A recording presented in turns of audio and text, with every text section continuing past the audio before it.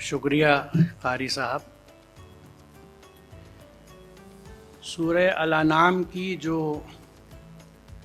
3 آیات آپ کے سامنے رکھی گئیں، 151، 152 اور 153.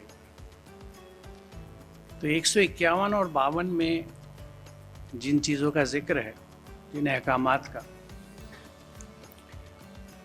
اس میں پہلی چیز یہ ہے کہ رسول اللہ سے یہ کہا جا رہا ہے کہ تم کہہ دو کہ اللہ کے ساتھ کسی کو شریک نہ کرو. اب اللہ کے ساتھ شریک کرنے کا کیا مطلب ہے؟ کیا اس کا وہ تصور ہے جو ایک محدود تصور ہماری اکثریت کا ہے کہ میری عبادت اللہ کی ہے لیے ہے، میں مسجد میں جاتا ہوں، نماز پڑھتا ہوں، اور کوئی بت یا ٹھیکری میرے سامنے نہیں رکھی ہوتی، لہٰذا شرک نہیں ہوتا. میرے سجدہ جب ہوتا ہے تو سامنے کچھ نہیں ہوتا، لہٰذا شرک نہیں ہو رہا. لیکن جو بت آستینوں میں نہیں، ہمارے دلوں میں ہیں، جن کے آگے ہم مستقل جھکے رہتے ہیں، ان کا احساس ہمارے یہاں سے جاتا رہا. اور اس کی واحد وجہ یہ ہے کہ ہمارے ہاں صدیوں سے قرآن بند ہو گیا. آپ کہیں گے بند کہاں ہوا ہے؟ میرے ہاں تو میں بھی اور میرے شریک حیات بھی، اور کچھ اگر بچے اچھے تربیت یافتہ ہیں، روز صبح کو قرآن کھولتے ہیں اور وہ کہیں گے تلاوت کرتے ہیں، میں کہوں گا قرأت کرتے ہیں، کیونکہ دونوں میں فرق ہے. کوئی کہے گا میں تو مستقل آڈیو سنتا ہوں قرآن کا، اور رمضان میں نہایت پابندی سے تراویح سنی جاتی ہیں، ہمارے یہاں تو عورتوں کی تراویح کا بھی انتظام ہے. لیکن ان تمام پریکٹسز میں جس کو ہم نے عبادت کہا ہوا ہے، کہیں پہ قرآن سمجھ کے اس پہ عمل کرنے کا خانہ ہے کیا؟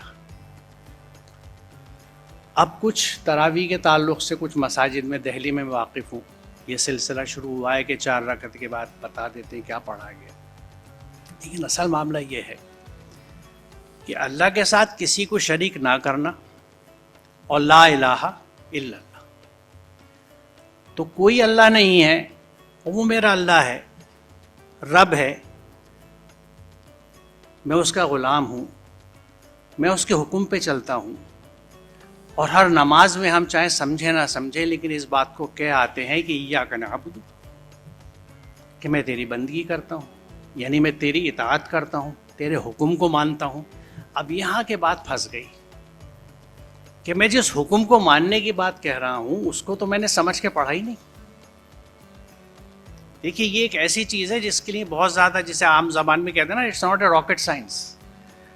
یہ جملہ بہت عام ہے لیکن اچھا لگتا ہے، کیونکہ کم از کم اسے تسلیم کیا جاتا ہے کہ راکٹ سائنس مشکل چیز ہے. حالانکہ وہ ہے نہیں. All things are difficult before they are easy. جب آپ کام پہ لگ جاتے ہیں تو کوئی چیز مشکل نہیں رہتی. تو جب میں سمجھتا نہیں اللہ کے احکامات کیا ہیں، تو پھر میری زندگی کیسے گزر رہی ہے؟ میرے گھر کے طور طریقے، میرے رسم و رواج، جو چلن ہے یا جو میری خواہشات ہیں، جو میرے دل میں آئے، میں اس کے حساب سے اپنی زندگی گزار رہا ہوں. تو اس طرح کی زندگی میں گزار رہا ہوں، مجھے اللہ کے احکامات ہی نہیں پتہ. لیکن جس طرح میں اپنی زندگی میں، گھر کی زندگی میں، کہ کسی چیز کو میری اہلیہ نے پوچھا تو میں نے مصلحت و مناسبت سے صحیح غلط جواب دے کے ان کا منہ بند کر دیا، سیٹسفائی کر دیا. بچوں نے کچھ پوچھا، اسی مناسبت سے انہیں جواب دے دیا، کیونکہ حق گوئی کی بات نہیں ہے. جگہ کس نے پوچھا ہے، کیا پوچھا ہے، اور میرے مفاد میں کیا انسا جواب جائے گا. اگر کہیں میری پکڑ ہو رہی ہے تو وہ جواب میں کبھی نہیں دوں گا، میں ایک انداز سے جواب دے دوں گا. یہی اپروچ ہم اللہ میاں کے ساتھ رکھے ہوئے ہیں، بنا سوچے سمجھے. کیونکہ صدیوں سے جب ایک چیز چل جائے نا، یعنی بنی اسرائیل کے لیے جیسے قرآن میں فرمایا گیا ہے کہ جب ایک مدت ان پہ گزر گئی تو ان کے دل سخت ہو گئے. جب انہیں کتاب دی ہوئے ایک مدت گزر گئی اور اس مدت کے بیچ میں انہوں نے اس کتاب پہ عمل نہیں کیا، باغی تھے، اور آج ان میں سے اکثر فاسق بنے ہوئے ہیں، یعنی اللہ کی حدود کو توڑنے والے ہیں. جب حدود ہی نہیں پتہ تو توڑیں گے ہی. تو جب ہمیں یہی نہیں پتا کہ اللہ کے احکامات کیا ہیں، تو یہ تو پھر نرا زوم ہوا ہمارا کہ ہم موحدین میں سے ہیں. میرا ہر وہ کام جو اللہ کے حکم کے خلاف ہو رہا ہے وہ یا تو کفر ہے یا شرک ہے یا کم از کم تکذیب ہے، وہ نہیں تو غفلت تو ہے. چاروں کیفیتیں قرآن نے بیان کی ہیں، اور ان چاروں کیفیتوں کو کرنے والے کے لیے قرآن کی گارنٹی جہنم ہے. کہیں لوگوں کو اصحاب النار کہا گیا ہے، کہیں اصحاب الجحیم کہا گیا ہے. یہی وہ سوال تھے جو میرے اور میرے جیسے بہت سے ساتھیوں کے ذہن میں شروع سے اٹھے، اور جن کو ڈھونڈنے کے لیے ہم لوگ قرآن تک پہنچے. اور اس چیز کا احساس ہوا کہ مجھے اس سخت کلامی کے لیے معاف کریں کہ جب تک ہم قرآن سمجھ کے نہیں پڑھتے، اس پر عمل نہیں کرتے، تو ہم مسلم بن ہی نہیں سکتے. مسلم کا مفہوم یہ ہے کہ ون ہو ہے سبمٹڈ، جو اللہ کی اطاعت میں چلا گیا. حضرت ابراہیم کے رب نے ان سے کہا اسلم، قال اسلمت لرب العالمین. اسلم، پوری ہستی جھکا دو، total submission to divine order. اللہ کے احکامات کے آگے پوری طرح سے مطیع ہو جاؤ. پیشانی کے سجدے پہ اکتفا کر لینا اور چند احکامات کو قرآن کی عبادات مان کر، ان کی اہمیت سے انکار کسی کو نہیں، میں پھر یہ کہتا ہوں، لیکن انہیں پہ اسلام کی پوری عمارت کھڑی کر لینا، یہ ایک وہ غلطی ہے جو صدیوں سے ہم کر رہے ہیں، اور اس کے نتیجہ جتنے بھگت رہے ہیں کہ سامنے نظر آ رہے ہیں، جو ہماری کیفیت ہے. کیونکہ قرآن کا تو وعدہ تھا کہ وَلَا تَهِنُوا وَلَا تَحْزَنُوا وَأَنْتُمُ الْأَعْلَوْنَ إِن كُنتُم مُؤْمِنِينَ. تو اگر ہم اعلون میں سے آج نہیں ہیں، بیسٹ آف دا بیسٹ نہیں ہیں، تو یہ ایک سمپل ایکویشن ہے، دونوں سائڈ پہ میچ کر لیجئے کہ ان کنتم مومنین، ہم مومنین میں سے نہیں، ہم ایمان نہیں رکھتے. اب ہم میں سے ہر کوئی کہے گا الحمدللہ میں تو صاحب ایمان ہوں، میں اللہ پہ بھی ایمان رکھتا ہوں، رسولوں پہ بھی ایمان رکھتا ہوں، کتابوں پہ بھی ایمان رکھتا ہوں، ملائکہ پہ بھی ایمان رکھتا ہوں، اور یوم الآخرہ پہ بھی ایمان رکھتا ہوں. لیکن یہ ایمان ایک بھروسہ، ایک فیتھ ہے، وہ عمل میں نظر نہیں آتا. اللہ پہ، اس پہ، نبیوں پہ، اس کی کتابوں پہ ایمان رکھنے کا مطلب یہ ہے کہ اس کی جو آخری کتاب ہے وہ میری زندگی کا گزارنے کا طریقہ ہو، میں اس کو سمجھوں اور اس کے حساب سے اپنی زندگی گزاروں. یہی تو ایمان ہوا، ورنہ تو ایک زبانی ڈکلیریشن ہو گیا پھر وہ. اور زبانی ڈکلیریشن اگر کام کرتا تو گھر میں جب میں بھوکا گھسا اور کہا امی بہت بھوک لگ رہی ہے، کھانا دے دیجیے، وہ کہیں گے رکھا ہوا ہے کھا لو. میں کہوں گا کھا لیا. چاہیے کھانا، لگے گا پلیٹ میں، اس کے لیے تیاری ہوتی ہے، بنتا ہے، پلیٹ میں لگتا ہے، میں کھاتا ہوں. اور پھر اگر میرا ڈائجیشن ٹھیک ہوتا ہے تو میرے جسم کو تقویت ملتی ہے. بھوک تو مٹ جاتی ہے فوراً، کیونکہ جو ہنگر سینٹرز ہیں وہ کھانا پہنچتی نیوٹرلائز ہو جاتے ہیں، احساس ختم ہو جاتا ہے بھوک کا. لیکن جسم کا حصہ کب بنے گا؟ جب ڈائجیشن ٹھیک ہوگا. تو یہی وہ بنیادی وجہ ہے جس کی وجہ سے قرآن کانفرنس کا سلسلہ شروع کیا، اور بھی جو کچھ ہم کوشش کر سکتے ہیں. مقصد کیا ہے؟ مقصد یہ کہنے کا نہیں ہے کہ یہاں جو لوگ، جو بھی اسپیکرز جس انداز سے قرآن آپ کے سامنے رکھ رہے ہیں آپ اس کو مان لیجئے. مقصد ہے آپ کو موٹیویٹ کرنا کہ قرآن کو سمجھیے، غور و فکر کیجئے. اور دیکھیے ایک صاحب جو ہے ان کا نقطہ نظر کیا ہے، وہ کس طرح سے قرآن کو بتا رہے ہیں، دوسرے اسپیکر کس طرح بتا رہے ہیں، تیسرے کس طرح بتا رہے ہیں. اور یہ ہم منمانی نہیں کر رہے، یہ ہم سورہ صاد 29 پہ عمل کر رہے ہیں. صاد 29 کیا کہتی ہے؟ یہ بابرکت کتاب ہم نے نازل کی تاکہ لوگ اس کی آیات پر غور و فکر کریں اور عقل مند اس سے سبق لیں. یعنی قرآن اپنا مقصد نزول یہ بتا رہا ہے کہ لوگ اس کی آیات پر غور و فکر کریں. اور بات سے مسلمانوں کی نہیں ہے، any body whoever picks up the Quran and reads it, they must ponder upon the verses. What does it say? And if I practice, what's the result? اگر یہ مجھ سے کہہ رہا ہے کہ ہمیشہ اچھی بات بولو، تو ایک دن میں طے کر لوں کہ 1 مہینے تک ہمیشہ اچھی بات بولوں گا، تو اس سے میرے دشمن بڑھتے ہیں کہ دوست بڑھتے ہیں. 1 مہینے تجربہ کر کے دیکھ لیجیے. میں 1 مہینے برائی کا جواب برائی سے نہیں دوں گا. میں 1 مہینے ہر ایک کی خدمت کروں گا، مال سے، ہاتھ پیروں سے، زبان سے.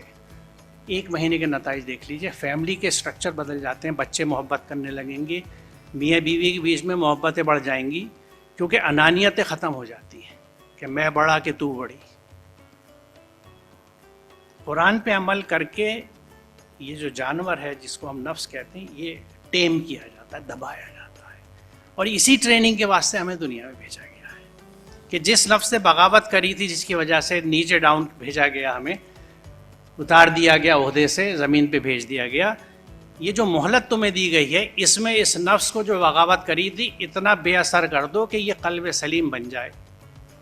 جو قرآن کہتا ہے نا کہ وہ دن جس میں نہ مال کام آئے گا نہ اولاد, الا یہ کہ کوئی قلب سلیم لیے ہوئے حاصل ہو. دی سبمسو ہارٹ, اے سبمسو سیلف. اور سبمسو ایک دن میں نہیں بنا جاتا. اب ورک آؤٹ بھی جب شروع کرتے ہیں تو پورے مسلس پہلے دن میں نہیں کھل جاتے, مہینوں لگتے ہیں, اور پھر اسے مینٹین رکھنا پڑتا ہے. تو قلب سلیم بھی جب وجود میں آتا ہے جب مسلسل اطاعت ہو. 24 گھنٹے کا اسلام, 24 آورس میں اگر آپ 18 گھنٹے جاگ رہے ہیں تو 6 گھنٹے تو موت کے تھے, صبح اٹھ گئے اللہ کا شکر ہے. 18, 17, 16 گھنٹے جتنی دن آپ جاگ رہے ہیں اگر اللہ کے احکامات کے حساب سے سارے کام کر رہے ہیں تو اس دن کا اسلام پورا ہو گیا, اس دن کا مسلمائزیشن پورا ہو گیا, اس دن کی بندگی پوری ہو گئی, اس دن کی قلب کی اصلاح ٹھیک ہو گئی. اور سیڑھی چڑھتے چڑھتے چڑھتے چڑھتے جب تک ہمیں موت آتی ہے ہم قلب سلیم اپنا تیار کر لیتے ہیں. تو اس رخ سے قرآن کو سمجھنے کے لیے, موٹیویٹ کرنے کے لیے, کیونکہ دیکھیے قرآن تو ہر ایک سے کہتا ہے کہ تم خود غور کرو. قرآن کبھی یہ نہیں کہتا, بلکہ اس نے تو یہ کہا کہ احسن تفسیر ہم لے کے آتے ہیں.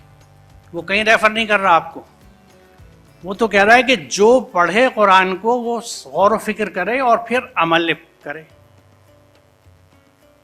یعنی مقصد نزول قرآن یہ بتا رہا ہے کہ اس کی آیت پر غور و فکر کیا جائے اور عقل مند اس سے سبق لے. تو یہ ہائیلی انڈیویجولسٹک اپروچ ہے قرآن کی. وجہ کیا ہے ہم جانتے ہیں, سائنٹیفکلی بھی اور دنیا میں دیکھتے ہیں کہ کوئی دو لوگ ایک سے نہیں ہوتے. جینیٹیکلی بھی الگ ہیں, وہ تو بعد میں پتہ لگا, پہلے تھمب امپریشن سے پتہ لگا, انگوٹھا لگتے آ رہے ہیں سینکڑوں سال سے. کسی ایک کی لائنیں دوسرے سے نہیں ملتی, ہر شخص الگ ہے دوسرے سے. تو جب ایک پرسنالٹی الگ ہے تو اس کی انڈرسٹینڈنگ, اس کا فہم, ہر چیز الگ ہوگی. تو تم اپنے فہم, اپنی انڈرسٹینڈنگ سے, اپنی آنکھوں سے, اپنی عقل کے چشمے سے قرآن کو سمجھو. تمہارے حصے کا قرآن تمہیں مل جائے گا, پھر اس پہ عمل کرو, اسی کا حساب تمہیں دینا ہو. سمپل, کوئی پیچیدگی نہیں ہے. تو بہرحال اسی مقصد سے اس کانفرنس کا انعقاد ہم لوگ کرتے آ رہے ہیں 2011 سے. اور الحمدللہ اس میں نہ صرف مقامی ہمارے جو دوست احباب اور اہل علاقہ ہیں وہ مدد کرتے آئے ہیں اپنی موجودگی سے, اور جو مقررین ہیں ہمارے مقامی بھی اور باہر سے وہ ہمیشہ ہمارے ساتھ تعاون کرتے رہے ہیں. میں اب سلسلہ شروع کرتا ہوں. یہ تھوڑا سا تعارف میں بتانا چاہ رہا تھا کیونکہ بہت سے حضرات اور خواتین پہلی دفعہ آتے ہیں تو انہیں پتہ لگے کہ قرآن کانفرنس ہے کیا, اس کا مقصد کیا ہے. کیونکہ دیکھیے بنیادی مقصد, کیونکہ میں پرانی دہلی کا رہنے والا ہوں, یہ سامنے پرانی دہلی کی گلیوں میں رہا ہوں, پلا ہوں, آج بھی کنیکٹڈ ہوں. تو بچپن سے میں نے اپنے محلوں کا ماحول دیکھا ہے. اچھا تو شروع سے نہیں لگتا تھا, لیکن جب قرآن سمجھنا شروع کیا تو مجھے لگا یہ تو بغاوتیں ہیں. اور وہ بغاوتیں ان لوگوں میں بھی نظر آتی ہیں جو بے انتہا اپنے آپ کو سو کال مذہبی سمجھتے ہیں, بلکہ اس کی حمیت بھی رکھتے ہیں, گھمنڈ بھی رکھتے ہیں. یہ سب چیزیں آپ کو بھی چاروں طرف دکھیں گی. لیکن وہ دھری سے اتنے ہٹے ہوئے, دین سے اتنے ہٹے ہوئے کہ نہ قرآن کو سمجھتے ہیں, نہ ان کے معاملات میں, کردار میں, اخلاق میں, بات چیت میں. آپ کسی بھی محلے میں, مجھے شرمندگی ہو رہی ہے کیونکہ میں اسی حصے کا یعنی اسی علاقے کا رہنے والا ہوں, کسی محلے میں تھوڑی دیر کے لیے کھڑے ہو جائیے, اور اگر آپ کو لگے کہ آپ کے کان دھوکہ دے رہے ہیں تو اب تو ہر موبائل میں ریکارڈنگ سسٹم ہے, مائک آن کر کے صرف یہ ریکارڈ کر لیجئے کہ یہ 10 منٹ میں جو آس پاس کے لوگ گزرے وہ کیا زبان استعمال کر رہے تھے. ان میں سے کچھ براہ راست مسجد سے نکل کے آ رہے ہوں گے, اور ان کے چہروں پہ وہ نشان بھی ہوتے ہیں جن کو وہ نور کا نشان سمجھتے ہیں. اور پھر یہ دیکھیے گا کہ قول عبادی یقولوا التی احسن کا عمل نظر آتا ہے کیا کہیں پہ؟ یہ قول احسن بول رہے تھے کیا یہ ایک دوسرے کی عزت کر رہے تھے, لقد کرمنا بنی آدم پہ عمل کر رہے تھے کیا؟ یہ کیا اس پہ عمل کر رہے تھے کہ تانے مت دینا ایک دوسرے کو, ایک دوسرے پہ نام مت رکھنا؟ سورہ حجرات دیکھ لیجئے 11 سے 13 تک بھری پڑی ہے. ایسے موتی جڑے ہوئے ہیں جیسے کسی دو لڑی کے ہار میں بہترین چیزیں پرو دی جائے نا، تو تھوڑی سی ان 2 حجرات کی 11 سے 13 میں کیا چیز لکھی ہوئی ہے، کیا ہدایت وہ دیتے ہیں. ہر قاری قرأت کر رہا ہے، ہر تراویح میں پڑھی جا رہی ہے، لیکن بے اثر ہو گئی کیونکہ سمجھ